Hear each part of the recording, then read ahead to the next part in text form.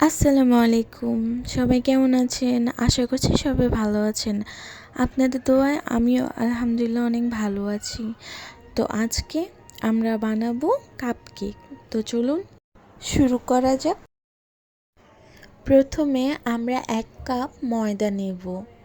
এরপর 1 চা চামচ বেকিং পাউডার নেব। এরপর 1 চিমটি লবণ, হাফ চামচ ব্যানানা পাউডার। আপনারা চাইলে ডিমের সাথে ভ্যানিলা এসেন্সও অ্যাড করতে পারেন।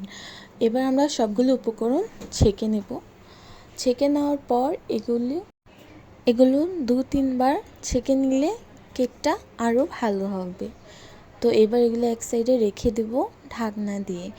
এরপর আমরা একটি বাটি নেব। বাটির ভেতর আমি একটি ডিম দিচ্ছি। একটি ডিম দিয়ে 12টি কেক তৈরি করা যাবে। তো এবার ডিমে হাফ কাপ চিনি দিয়ে নিলাম। আপনারা আপনাদের অনুযায়ী দিয়ে নেবেন। এরপর এগুলো ভালোভাবে মিশিয়ে নিচ্ছি। ভালোভাবে মিশাতে হবে। এটা যত ভালোভাবে মিশাবেন ততই কেকটা ভালো হবে, নয়তো কেকটা হবে না, নষ্ট হয়ে যাবে।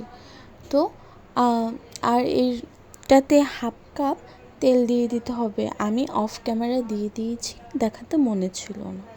তো ভালোভাবে এগুলি মিক্সড করার পর এবার আমরা 1/4 কাপ দুধ দিয়ে দিলাম। এবার ভালো করে সবগুলি মিশাতে হবে। এবার আমরা ভ্যানিলা এসেন্স দেব। আমি সামান্য পরিমাণে নিয়েছি। এরপর এগুলো ভালো মতো মিশিয়ে নেব।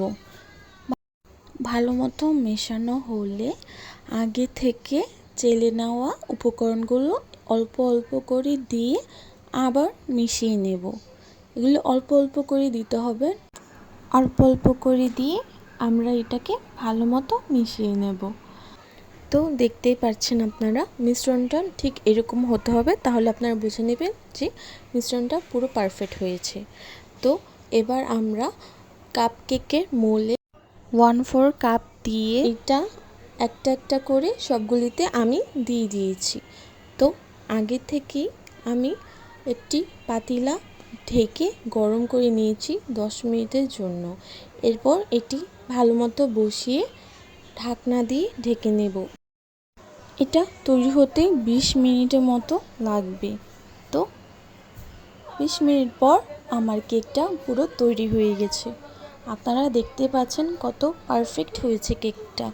খেতেও অনেক সুস্বাদু হয়েছে। তো দেখেন ভিতরটা কতটা সুন্দর হয়েছে, অনেক সফট আর অনেক মজাদার। তো আপনারা আমার চ্যানেলটা সাবস্ক্রাইব করেন, একটা লাইক দিয়ে দিয়েন।